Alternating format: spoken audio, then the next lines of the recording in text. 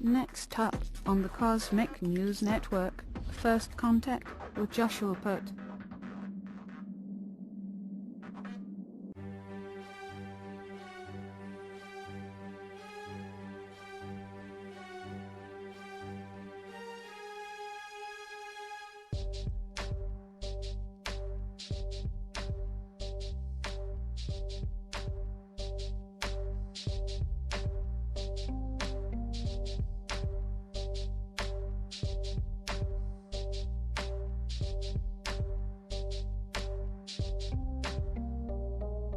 Good morning, Earthlings. How you doing today? Welcome to First Contact Radio. Today is Friday, the 23rd of September. One more week to go in this month. We're moving right along through 2016. Today, our sun sign is in Libra. It just moved into Libra the other day, so we're just getting started in Libra.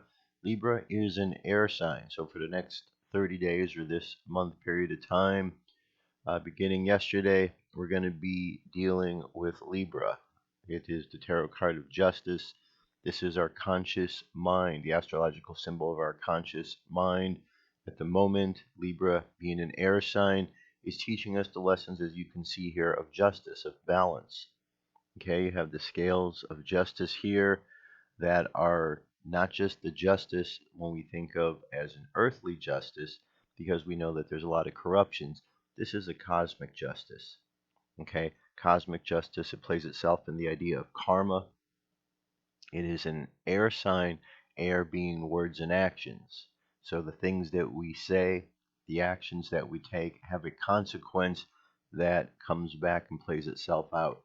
And there's been a lot of words and there's been a lot of actions going on throughout, not just today and yesterday, but for years.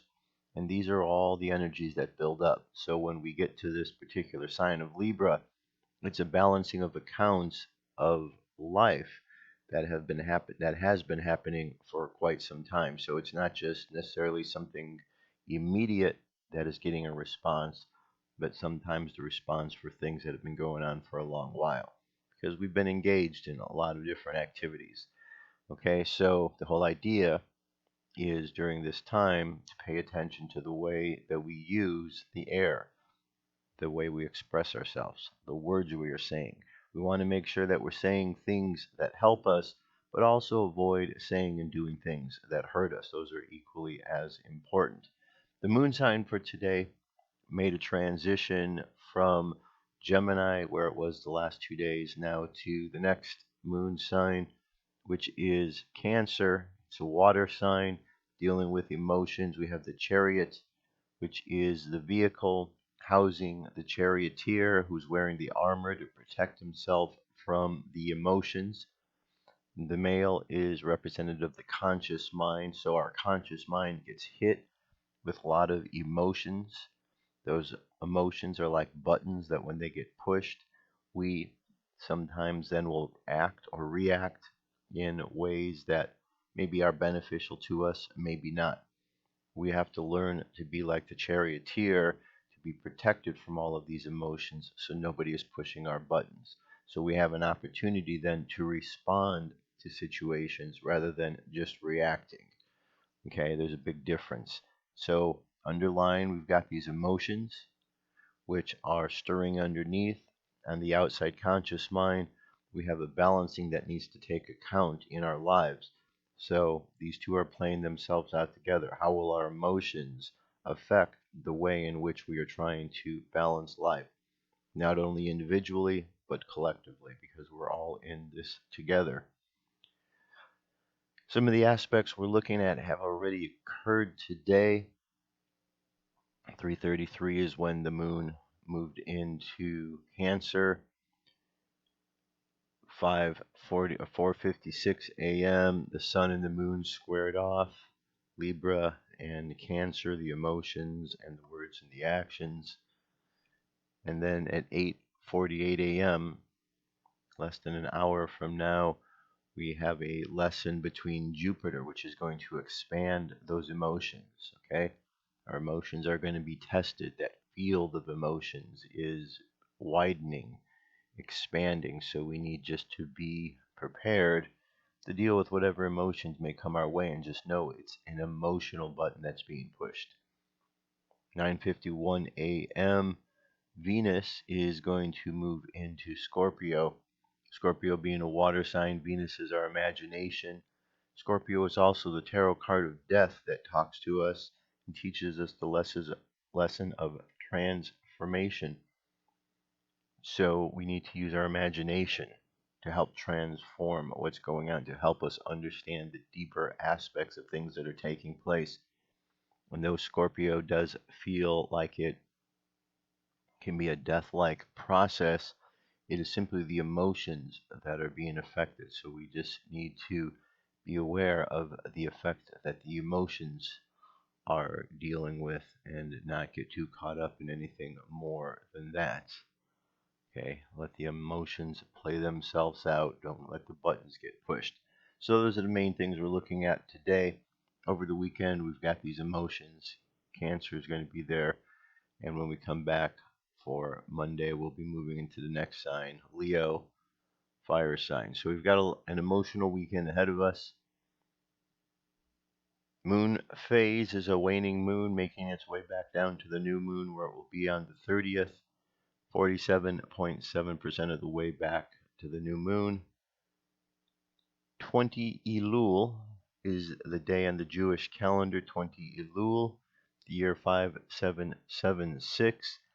Last month of the Jewish calendar before we move into the beginning of the new year coming up in just a little more than a week.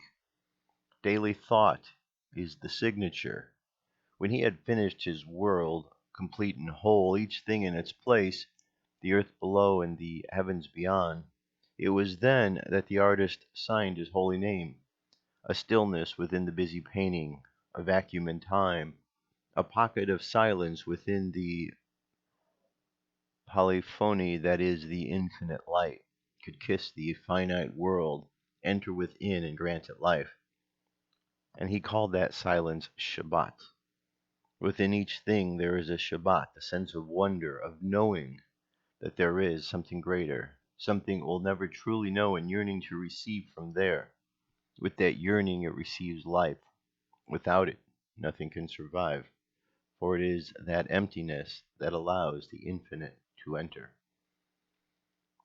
And finally, solar wind, 379.4 kilometers per second. Planetary K index, quiet, and will remain that way over the next 24 hours. Large coronal hole open up in the top of the sun here, one off to the left. M-class flare possibility sitting at 1%, same as X. Geomagnetic storm activity seems to be stable at 1%, a little bit of activity, but it's subsiding from 15 down to 10 over the next 24 hours. And in the upper latitudes, the high latitudes, things are looking like they're pretty stable as well. 15-20% chance staying around that particular range. So those are the energies we're dealing with over the course of this weekend. Conscious mind, we're in a new phase. Conscious mind is an air sign. We're looking to find balance in the things around us by using our actions and our words responsibly. And the underlying water that's bubbling underneath the surface, bubbling in our unconscious mind, that wants us to deal with these emotions that we're having to be affected by as we move through this field of energy that we live within. So we just need to put on our armor, the armor of God, the armor that's protecting us from all of the emotions, so that we can see clearly what's going on and respond accordingly rather than just react because a button got pushed. Okay, there you have it. That is our cosmic weather. UFO news is up next.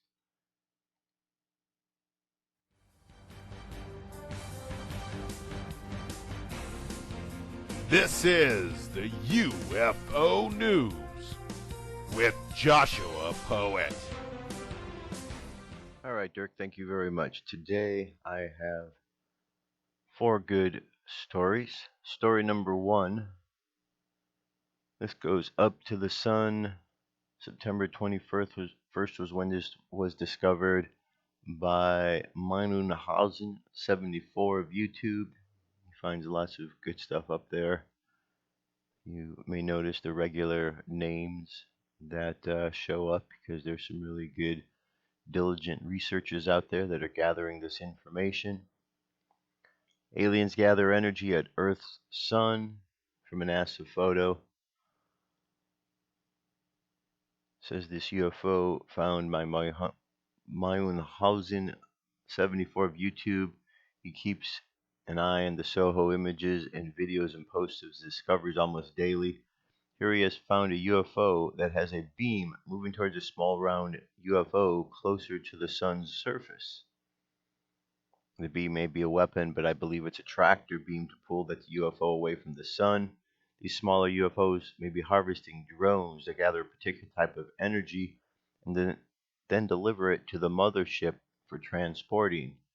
Did you notice the small round UFO that is in the lower part of the beam? This is evidence to that theory. Okay. Very interesting indeed. Let's move on to the next story here. Watch UFO hovering over Devon. Devon residents were baffled. This thing right here, after seeing a UFO hovering over the area. An amateur video recorded just recently shows a strange light flying in the distance. Tanya Davis, 43, and her daughter, 15, took the footage from their home in Devon. The video appears to show a white light hovering smoothly in the distance. According to the mother and daughter, the bizarre aerial thing stayed there for about 2 to 3 minutes before it slowly disappeared. Friends told the mother and daughter duo of that the light could have originated from a drone. However, the pair was convinced that it wasn't from a drone because it was too big and the object was silent the entire time. Struck with fear, the pair called the nearby Exeter airport to get an explanation for their sighting, but officials were also clueless about the light or the UFO in the area. The news comes a few days after an alleged UFO was noticed orbiting the sun.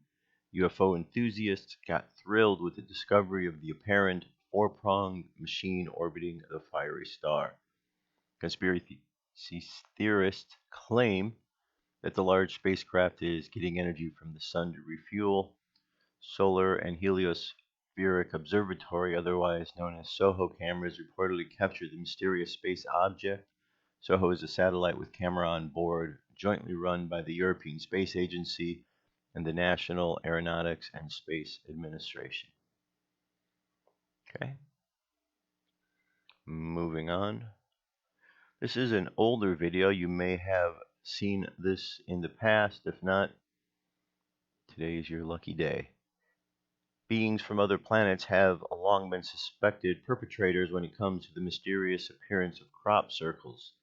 A vintage video that shows apparent UFOs circling a remote field might just prove this theory correct, according to some enthusiasts.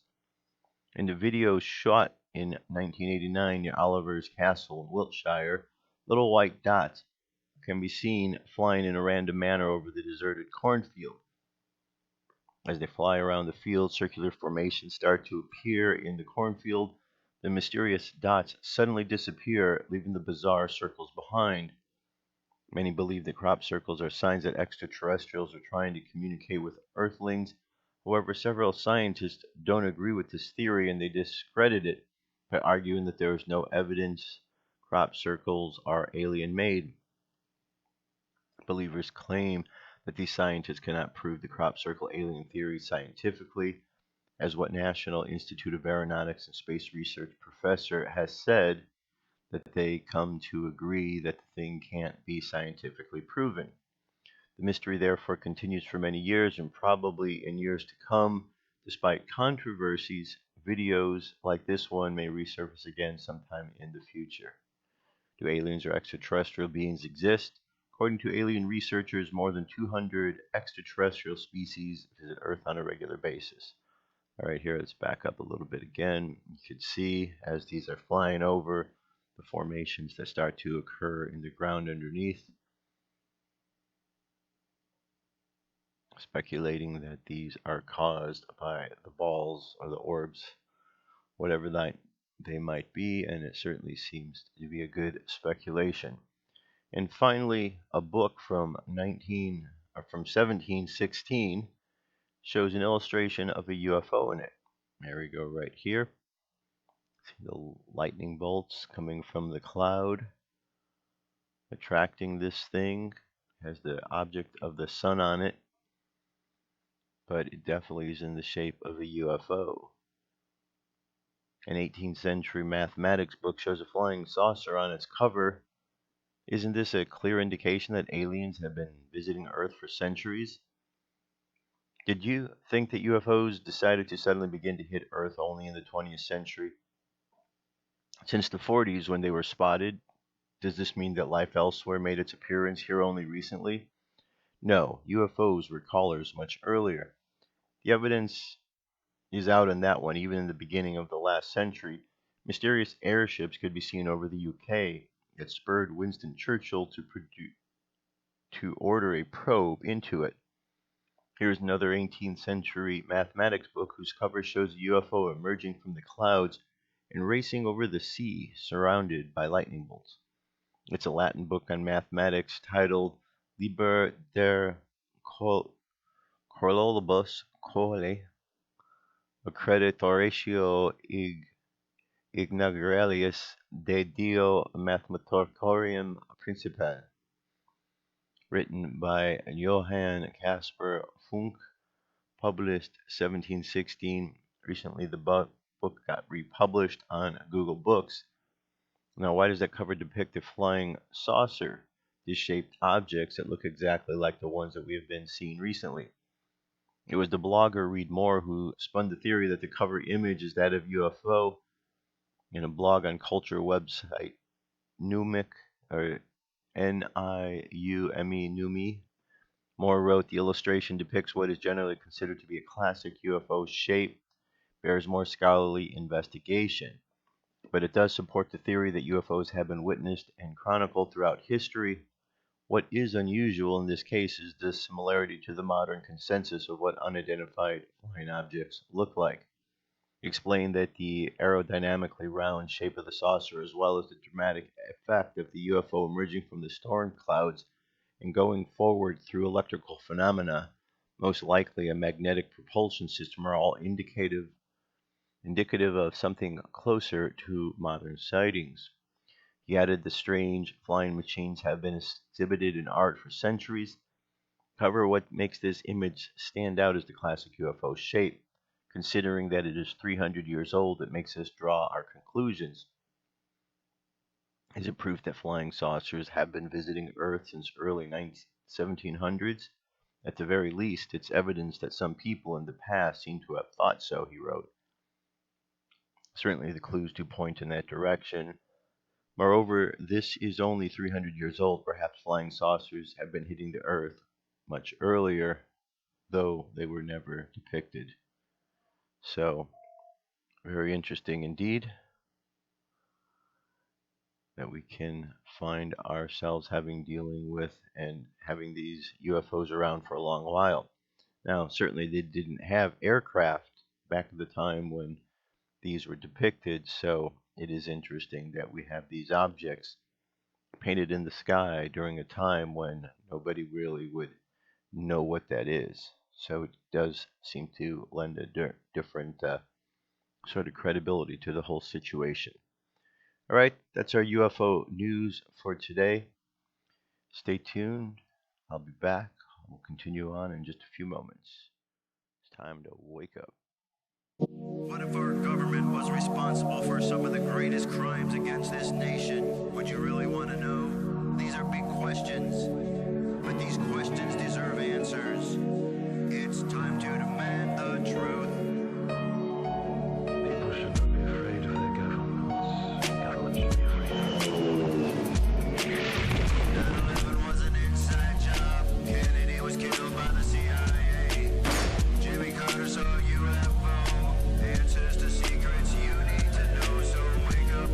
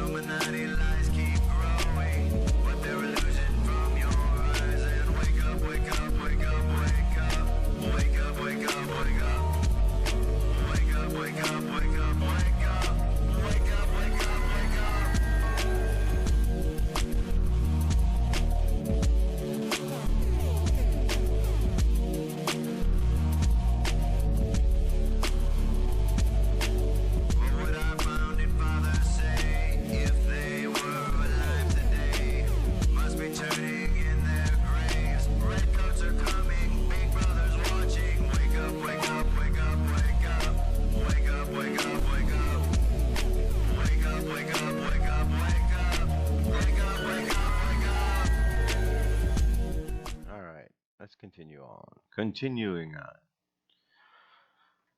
All right, so we've got a lot of things happening in the world, a lot of feelings and emotions being expressed, particularly out in these riots that are occurring. Now, I say there are riots because riots have a certain signature, a certain trademark that goes along with identifying them. Once you get into a situation where people are busting into locations, stealing things, looting, now you've gone past a protest. Now you've gone into an actual riot. So the question is, why are people in North Carolina rioting in their own hometown? Well, that question seems to have a little bit more that needs to be investigated to understand why, because it might not be people from their own hometown causing the problems. CNN's Burnett shares that most arrested North Carolina protesters were from out of state. It's not exactly radical to say that people care about their communities, whether the community is a physical region or a group of people with something in common. When a black person is killed by a police, black citizens in the town served by the cops precinct and their allies often protest. It makes sense. Large-scale demonstrations, though, tend to attract others. Sometimes the people who come from beyond the region are there because they believe in the message or mission of the protest. Other times they see an opportunity to act up, get violent, or otherwise cause a scene. Because they aren't from the community, they aren't as likely to care about the businesses or their reputations as those who are protesting because they want to make their town a better place.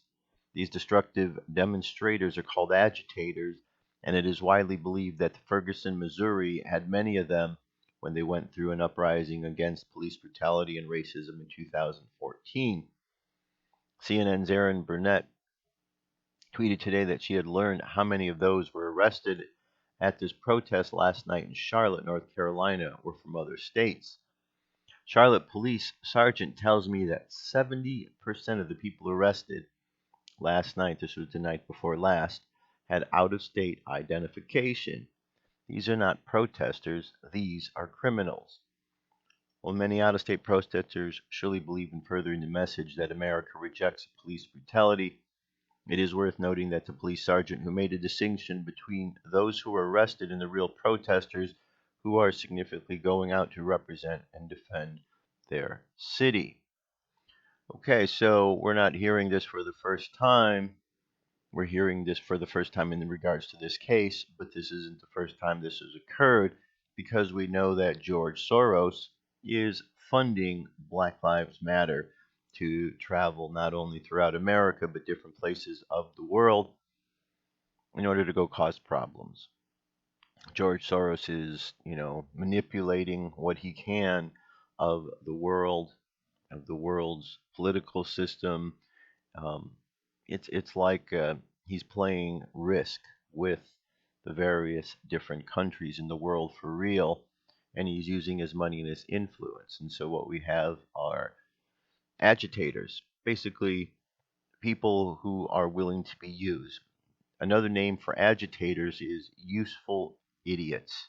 Okay, there are people who are not smart enough to be aware they're being used, so they're just used for nefarious purposes.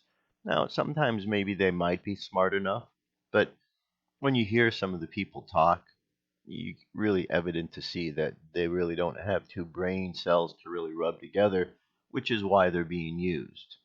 Okay? You don't use the people that are smart, you use the people who are too dumb to realize that they're being used. Now, in the situation, what we have is a Black Lives Matter organization. It is an organization that pretends to be for black people, but it's not. It's an organization that has a political agenda funded to the tune of millions of dollars by an old white man named George Soros.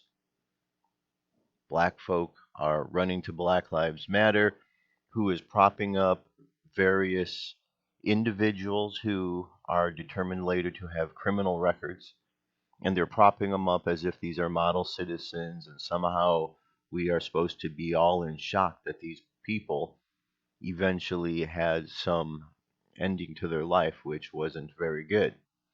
Well, when you put people in a situation where you're doing criminal activity over and over and over again, it doesn't always end so well.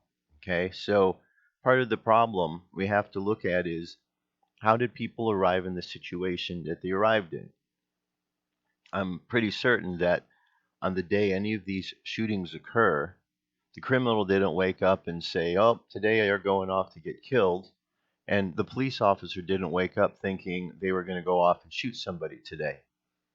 It was a situation where both of their paths have led them to intersect on a particular day. The criminal, or the person who was shot, oftentimes has a criminal record. Well, the officer, oftentimes when they're approaching this person that has a criminal record, becomes aware through the police channels and through the calling in the license plate or whatever. They are informed that they're dealing with somebody that has a criminal record. Maybe somebody in the past has had a gun charge against them. So when they approach the situation, now they are approaching with a certain degree of caution. Maybe they're on a different set of alert because they don't know what the situation may hold. They don't necessarily know that they're going upon a situation of somebody who may be completely innocent that time, because they may be calling in and finding out that there's a person that they've just pulled over that has a long track record of crime, especially when it involves guns. So, whatever the situation may be, these people have arrived at the situation and then something bad happens. Bad things happen. It's unfortunate. People get targeted by the police, not just black folk, but white folk as well. I've been pulled over plenty of times. I'm not a fan of the police officers. I know that they are there to help, but when it comes to a situation where you're on the road, there's been plenty of time myself or friends of mine who are also white happen to be caught in a police trap.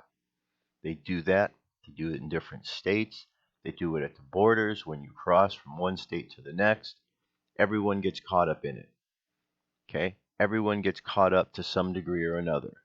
The problem that's going on is there's a complaint that blacks are being targeted by police officers. Again, we have to look at this from an objective standpoint, saying, is this actually the case? Are police officers out directly targeting a group of individuals? Well, maybe they are, but maybe they aren't.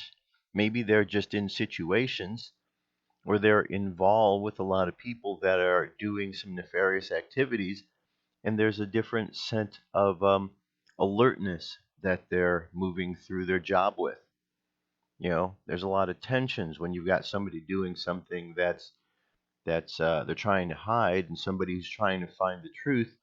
Sometimes those two situations clash, and then once things clash, well, emotions start to get in and people stop wanting to listen to each other. We might be in a different situation if we could sit down and address what's really going on so that we can figure out the problem. But right now, we're unable to do so because you have a portion of society who's saying, no, this is only directed towards them. It's only blacks that are getting affected by the police. And that's not true, because whites are being affected, and Hispanics are being affected, and Asians, each one to a different degree or another, but everybody's being affected. And so if we look at it as a whole, that there is a problem with humans being affected in a certain way, now we can look at the solution. But now we're not doing that because we're fighting over who's getting in trouble more and so on and so forth. We could look at, these people represent this amount of the population and these people represent this much, and they're getting, each one's getting in this degree of trouble. We got to listen to the facts, but we also have to apply common sense, because if we are not doing any of those things, then we get thrown around and we get used. And here are situations where we're being used. Useful idiots are being used to create more problems than there needs to be. question here is, who is behind the riots? Charlotte police say 70% of the arresters protested had out-of-state IDs, confirming what many had suspected when viewing the sudden and intense collapse into anarchy that occurred in Charlotte this week. Todd Walter, spokesman for the Charlotte-Mecklenburg Fraternal Order Police, told CNN's Aaron Burnett, "This is not Charlotte that's out there. These are outside entities that are coming in and causing these problems. These are not protesters. These are criminals. We've got the instigators that are coming in from outside. They were coming in on buses from out of state. If you go back and look at some of these arrests that were made that night, I can probably say that about 70% of them had out-of-state IDs. They're not coming from Charlotte." As shocking as this statement is, it should not be a total surprise. 18 months ago, as the riots flared in Ferguson, there was one man pulling the strings, the domestic false flag George Soros. In an apparent effort to keep the media's attention on the city and to widen the scope of the incident to focus on interrelated causes, not just the over-policing and radical discrimination narratives that were highlighted by the news media in August, liberal billionaire George Soros donated $33 million to social justice organizations, which helped turn events in Ferguson from a local protest into a national flashpoint. There's a solitary man at the financial center at the Ferguson protest movement. No, it's not victim Michael Brown or Officer Darren Wilson. It's not even the Reverend Al Sharpton, despite the ubiquitous campaign and on TV and the streets. Rather, it's liberal billionaire George Soros, who has built a business empire that dominates across the ocean in Europe while forging a political machine powered by nonprofit foundations that impacts American politics and policy, not unlike what he did with MoveOn.org. Mr. Soros spurred the Ferguson protest movement through years of funding and mobilizing groups across the United States, according to the interviews with key players and financial records reviewed by the Washington Times. Still not buying it? Well, as the New American recently reported, Ken Zimmerman, the director of U.S. programs at Soros Open Society Foundation, denied last year that Soros had funded BLM, saying it was just a rumor. Well, that was before hackers with the DCLeaks.com published OSF documents showing that Soros Group had already given at least $650,000 directly to Black Lives Matter. Those same documents reveal that the Open Society Foundation bankrolling Black Lives Matter through the dismantling of America so that it can be recast according to the vision of Soros and leftist cohorts. The communists, on its face, the nature of these and other demands of the organization under BLM umbrella are a clear indicator of the real intent of Black Lives Matter. The deep-pocketed funding and the likes of Soros, the Center for American Progress, the Ford Foundation, and Borealis Philanthropy show that Black Lives Matter is the means, not the end. Black Lives Matter is a little more than a tool of social revolutionaries hell-bent on destroying America so they can build their long-awaited dystopia, which they attempt to pass off as utopia. So with Hillary's poll numbers declining rapidly and debate looming that she would desperately like to be focused on the domestic division that's opposed by every email, pay-to-play, foreign policy misstep, or cough or stumble she has taken, is anyone shocked that out-of-state protesters would turn up at Charlotte, suddenly turning a peaceful but angry protest into tear gas-filled deadly riots? And who is a big-time donor to Clinton? George Soros.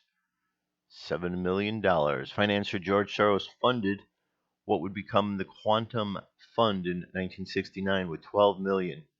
According to the Bloomberg Billionaires Index, he's now worth $24.7 billion and continues to invest through the Soros Fund Management, a family firm. As a political donor, Soros has been mercurial.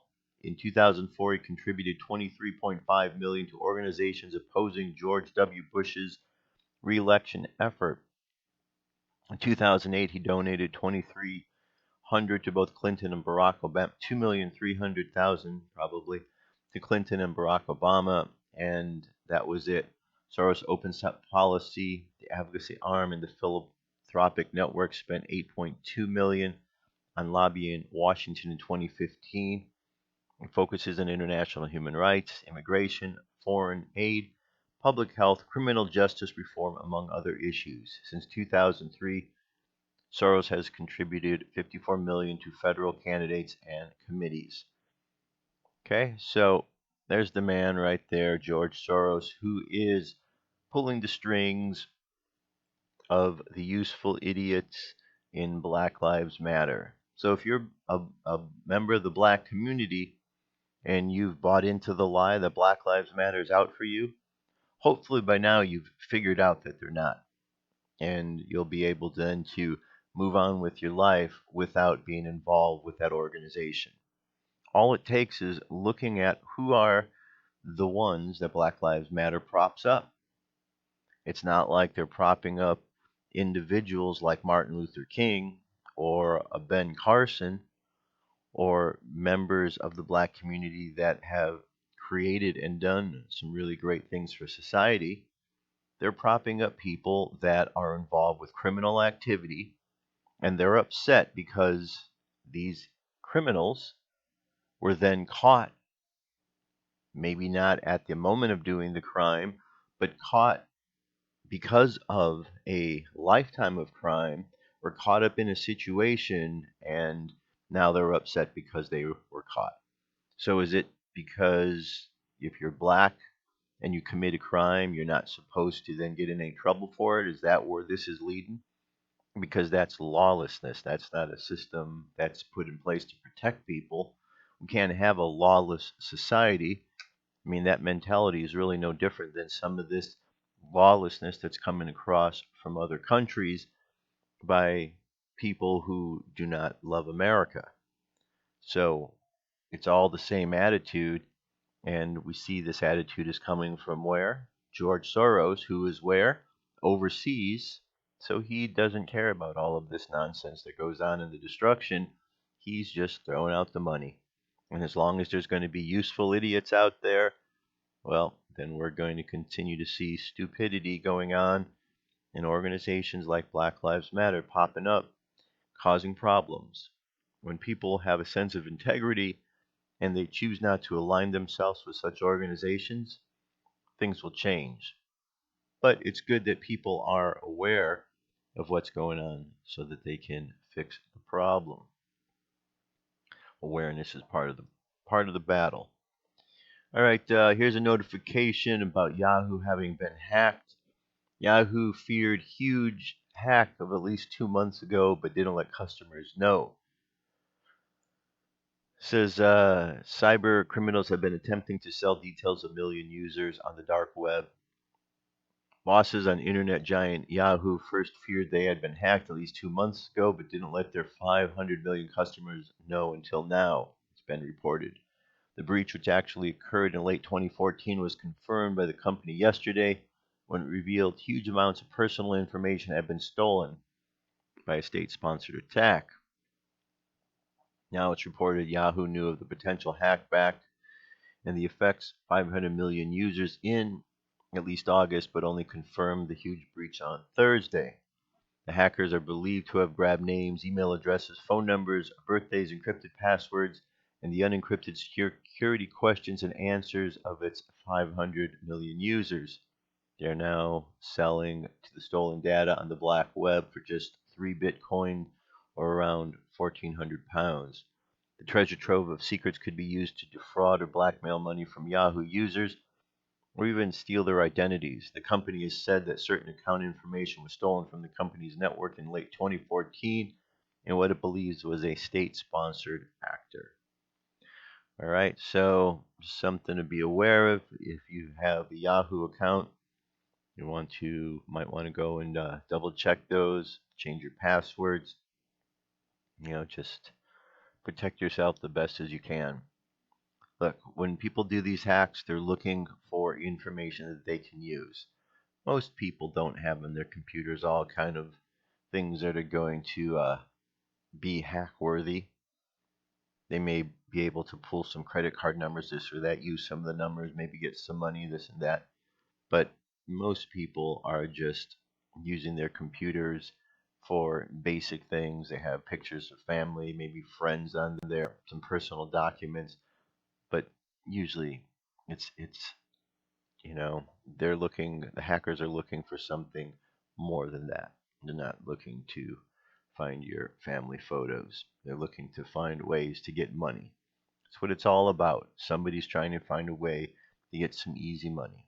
And computers, well, it's one of the ways in which people are finding a backdoor into your money system. All right, NeverTrump. Ricketts family boards the Trump train. We've heard about the NeverTrump group for a while. Well, they have been having some change of heart. The Ricketts family, which spent $5.5 million earlier this year on negative advertising campaign to stop Donald Trump from winning the Republican nomination, will now spend $1 million in an effort to boost Trump's efforts in the general election. Nebraska Governor Pete Ricketts, who is the son of family patriarch Joseph Ricketts, endorsed Trump in May, but the family as a whole is now putting its weight behind Trump in a sign of party unity and the steady collapse of the NeverTrump. Bloomberg News notes the Ricketts are among the biggest and most influential conservative donors in the country, deriving their fortunes from Omaha, Nebraska-based TD Ameritrade brokerage funded by Joseph Ricketts. The family also owns the Chicago Cubs, who are enjoying a good year and are in a rare position to win the World Series for the first time since 1908. The Ricketts family initially backed Governor Scott Walker in the 2016 presidential race before he withdrew early. After that loss, the Wall Street Journal notes that Mr. Ricketts and his wife poured nearly $6 million into the anti-Trump super PAC that accused Mr. Trump in television advertisements of being a misogynist. But Trump's strong performance over the last several weeks, which has seen him pull close to Democratic nominee Hillary Clinton in some polls and ahead in others, reportedly convinced the Ricketts family to lend their support. The Ricketts decided that they could not sit back and watch Hillary Clinton become the next president of the United States. Ricketts political strategist Brian Baker told the Journal, even though the Ricketts supported other candidates during the primary, they believe it is time to unite behind the nominee.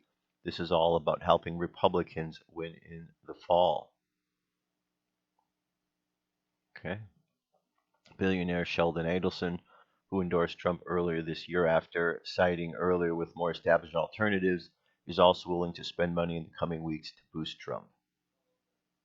All right, so we could see that there's some positivity going on. There's even rumors taking place that Ted Cruz may be providing an endorsement for Mr. Trump as well. So things are going to change. Now, we have the big debate coming up on Monday. I'm sure you've heard about this. They've been building up to this debate. What's going to happen? I don't know, but we'll all find out together, get the popcorn ready, because it could be quite a show. First, we have to get there. This is the last weekend before the debate. We are seeing a lot of agitation going on. We see and understand that there's groups of agitators out there. So let's hope everyone makes it safely to this debate so we can find out what they really are going to do and talk about. Now, the commission here says both candidates must stand for the first debate. Democratic presidential nominee Hillary Clinton and Republican nominee Donald Trump will stand behind lecterns for the first debate on Monday at Hofstra University in Hempstead, New York. The Commission on Presidential Debates confirms. The commission told Breitbart News on Thursday that the first debate will require both candidates to stand. The second, to be held October 9th at Washington University in St. Louis, will be in a town hall format, meaning that the candidates may stand when it is their turn to speak and sit when they are done. In 2012, the second debate, also in the town hall format, featured some infamous exchanges where both Governor Mitt Romney and President Barack Obama were standing and arguing with each other. According to the commission, it is not yet clear whether the candidates will be standing or sitting for the third debate, which will take place October 19th at the University of Nevada in Las Vegas. In past year, candidates have been seated for the third debate.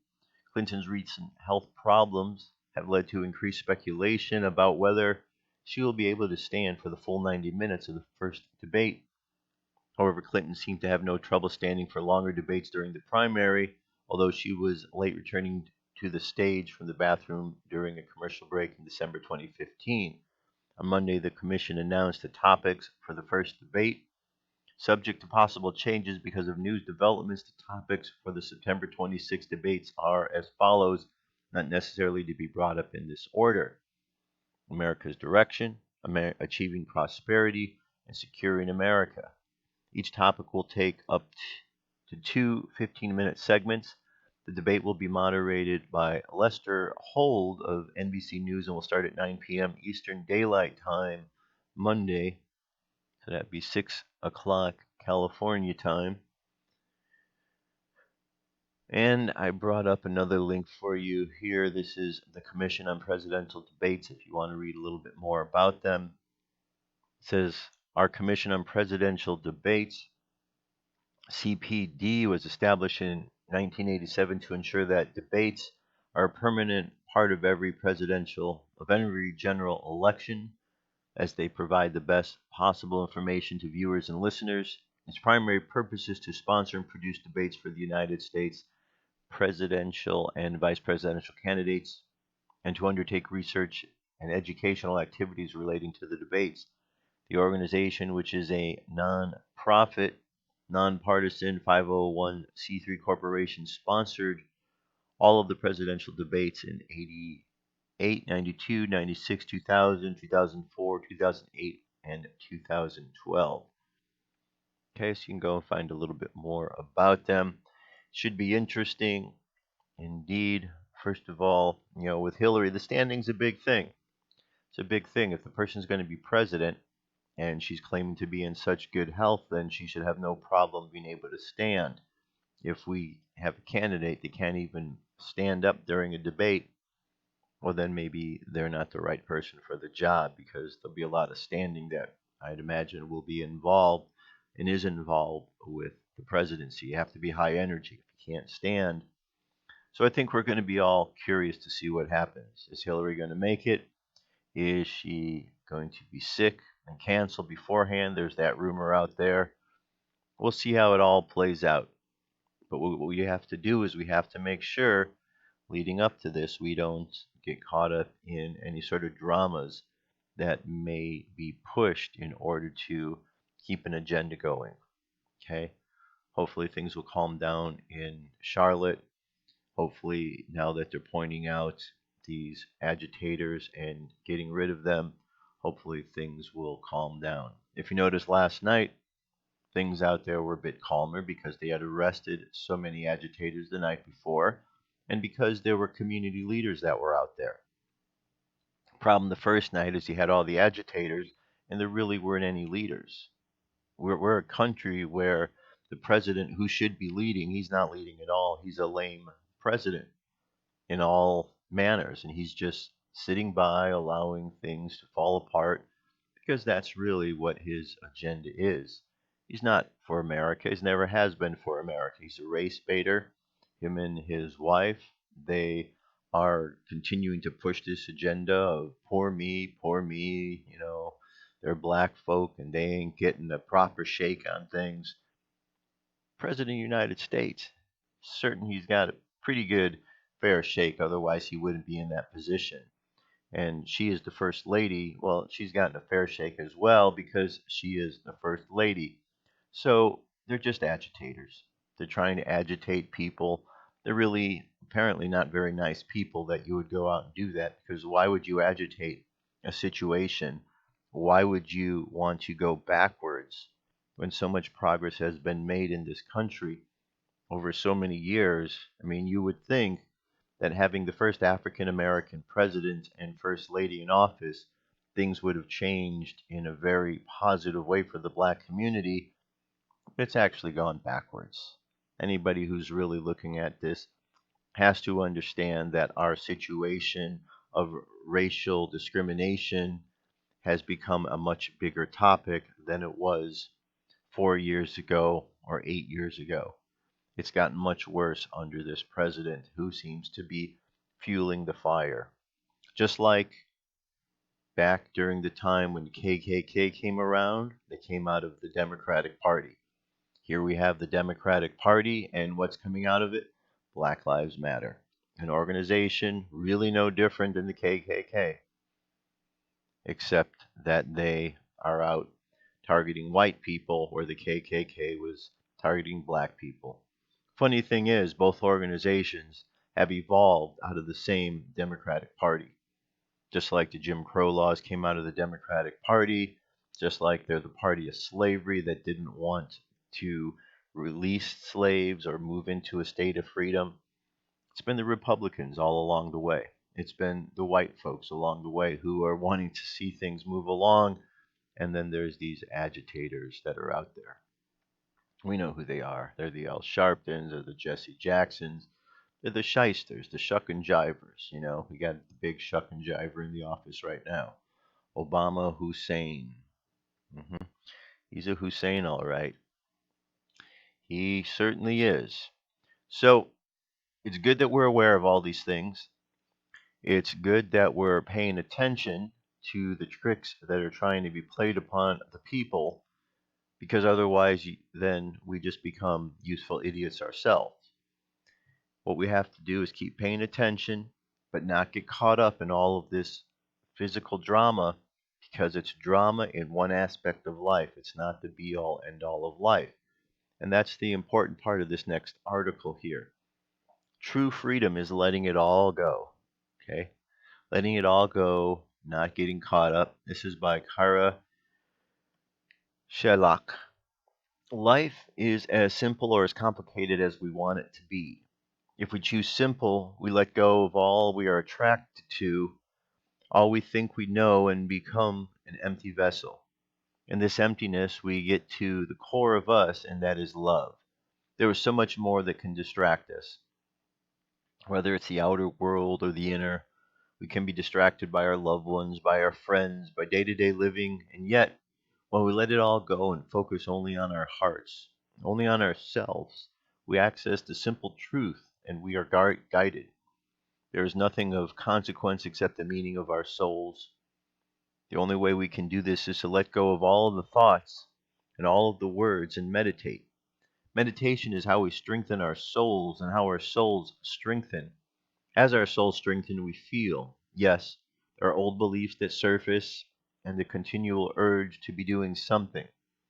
This doing something is probably the biggest attachment we have. We can hear our parents say, "You're lazy. Go do something." Can you be still, or must you be constantly moving? What is the benefit you're doing?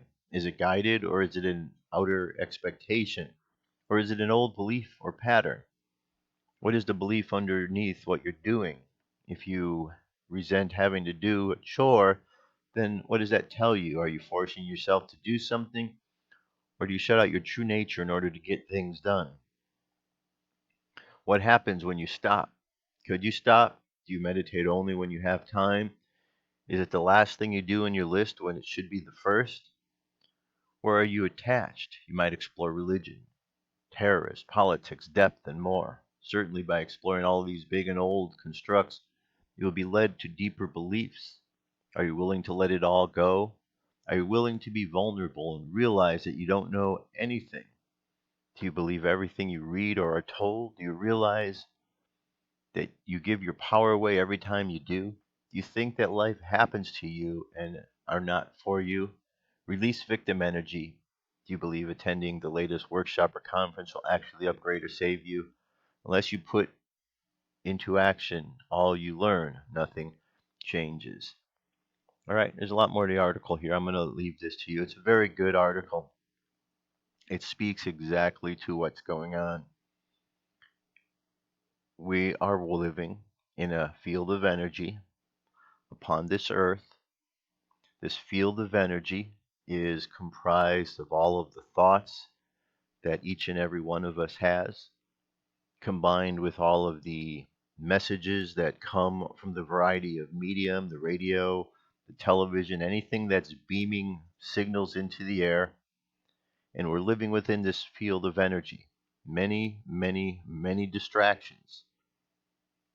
In the midst of all of this, we have those who are orchestrating some of the agitations that go on, trying to manipulate others and move them along. Some people are moved along easily, others not so much. But on a daily basis, we have an opportunity to participate in what is taking place. We often give up our power thinking that we have no control of what's going on, when in actuality we have more control than we actually are told or led to believe. And the way we understand this control is we take time out to go within. By going in, we find out that we are connected to a source that is a divine source beyond anything here in this physical reality. And that divine source teaches us that what we are experiencing here, though important, is only a very, very, very small piece of the entire spectrum of reality that we have before us. So, letting go is important. We have to let go of all of this earthly things. Doesn't mean we don't participate in it, doesn't mean that we aren't aware of what's going on. We just let go of the things that are not so important so that we can have a deeper understanding of the things that are. Okay, so check out that article. It's really important. And here I brought up another one. This is a nutritional related article. It says just a teaspoon a day of turmeric can help fight cancer, depression, and allergies. That's always a good thing. Turmeric is known for its iconic yellow-orange hue and for being a staple in South Asian cuisine.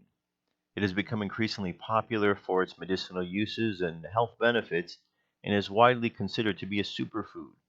While there are many skeptics, turmeric has been the subject of hundreds of studies and scientific experiments. Curcumin, one of the key compounds found in turmeric, has been of particular interest. Many studies of turmeric root and curcumin have yielded promising results. The drawbacks of many scientific studies is their lack of human test subjects. However, as part of the BBC series, Trust Me, I'm a Doctor, Dr. Michael Mosley and his colleagues sought to investigate what benefits, if any, turmeric might provide humans in their daily lives. To conduct their study, nearly 100 volunteers were recruited to participate in the experiment for 6 weeks. Most of the volunteers between 40 and 50 years of age and did not frequently consume curries or other turmeric-based dishes. The volunteers were divided into 3 separate groups. One group asked to take 1 teaspoon supplement of turmeric daily in the form of a 3.2 milligram capsule. Another group would take their 1 teaspoon of turmeric daily but would need to incorporate it into their diet somehow. The remaining test subjects were part of the control group and were given a placebo. Blood tests were taken before the experiment began, and following its conclusion, the researchers examined the methylation of the volunteers' genes and also utilized a new testing method recently developed by Dr. Martin Weichenwendler of University College London for analyzing how well their blood cells were combating inflammation. For the Daily Mail, Dr. Mosley writes, the hope was that it would give us an idea of how well their immune systems were performing. What the researchers found was quite astonishing. While the placebo and supplemental groups showed very little difference, the group of test subjects who added turmeric to food exhibited substantial changes. The finding is not actually all that surprising, however. The health-minded notes that curcumin is a fat-soluble compound, so consuming with other foods that contain fat is said to help boost absorption. Studies have found that consuming turmeric with black pepper also boosts nutritional absorption significantly. BBC News writes that many other participants choose to combine their turmeric with warm milk or yogurt. Professor Weichenwendler told Daily Mail that we could see changes to its gene associated with cancer, depression, and allergies such as asthma. The new testing methodology that has developed is available to analyze not just the genes, but how hard we are working. He adds that the test looks like at the changes in the packaging known as methylation that allows us to predict the risk of certain diseases depends on which genes are affected and where the genes are affected. All right, so very good. Another supplement, something that is beneficial to us. Turmeric, it's just a basic spice. Everybody can get a hold of it very easily. You probably have it on your shelf right now. If not, You could find it at the grocery store when you go next time. All right, that brings it to our meditation for today. So go ahead and close your eyes. Take a deep breath and exhale. Take another deep breath and exhale again. And again, breathe in and exhale.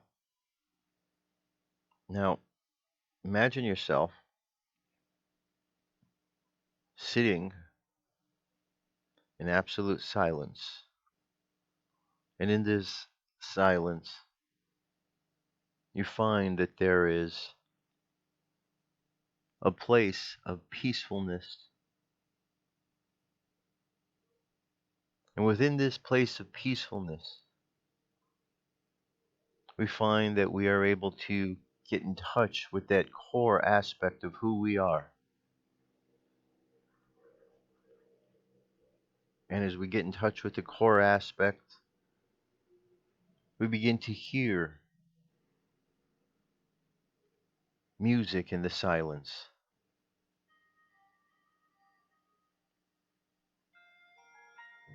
We begin to hear and feel energy from deeper beyond this physical realm. And as we hear and we experience this otherworldly energy that flows through us, we recognize our connection. And as we recognize this connection, we understand this connection has been with us through our entire life. For this connection is our life. And we understand that this connection keeps us connected to a reality that is somewhat based in illusion. And we're able to understand this source that flows through us and differentiate it from the outside physical reality that we see. And we know that this source animates each and every one of us and allows us to bring this energy into life. And that life reflects back to us that which we shine forth. So that the clearer we are, the more that we shine forth this source, and the more distracted we are, the more we are caught up in this illusion. And as we contemplate the idea of this source and where we lose this understanding of our connection, we find that the physical world and this illusionary matrix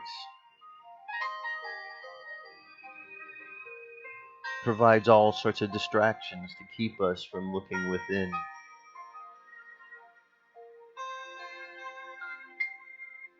We find that the vibrations and energetics of the people on this earth all mixing together with all of the stories that are told all contribute to this matrix. Yet despite all of these distractions and agitations, we know that by simply turning within, we connect to that source that helps us see through all illusions to the reality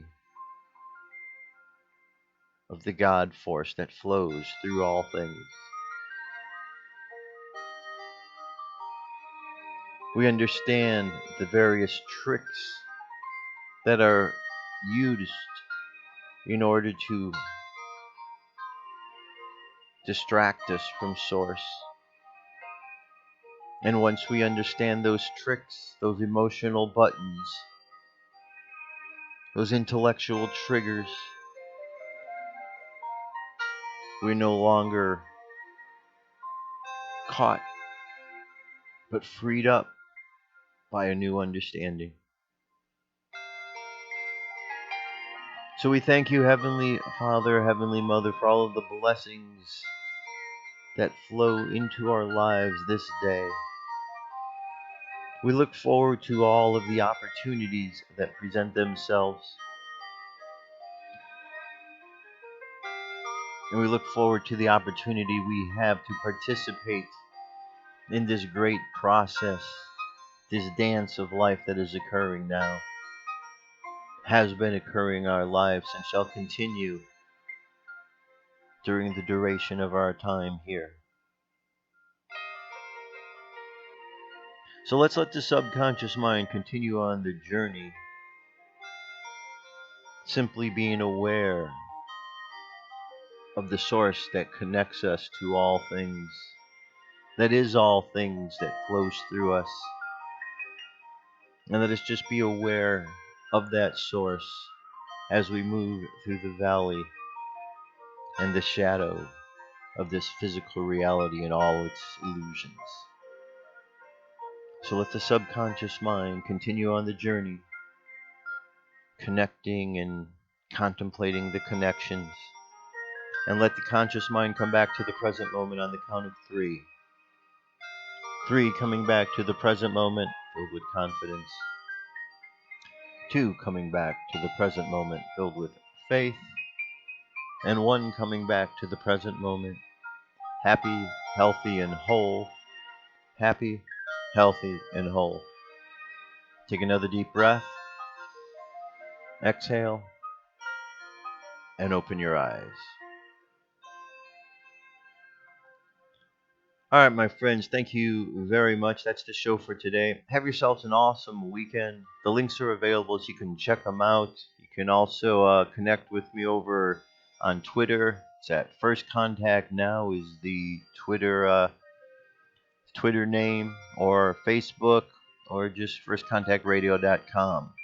But I'll be posting stuff over the weekend and continuing to retweet things and all that good stuff in preparation for this big event next week, Monday, where we'll all be able to witness this first debate and see how things are evolving from there. Be safe this weekend. Don't let your emotional buttons get pushed. Just keep sending positive vibes into the world, and know there's a lot of good happening despite what the illusionary physical world is telling you. We just need to connect into that source within us, that spirit that flows through us, and we'll smooth and we'll straighten everything out. Not a problem at all. That's it. Have yourselves an awesome weekend. I will talk to you next week. I love you. Keep loving each other. Peace. I'm out of here.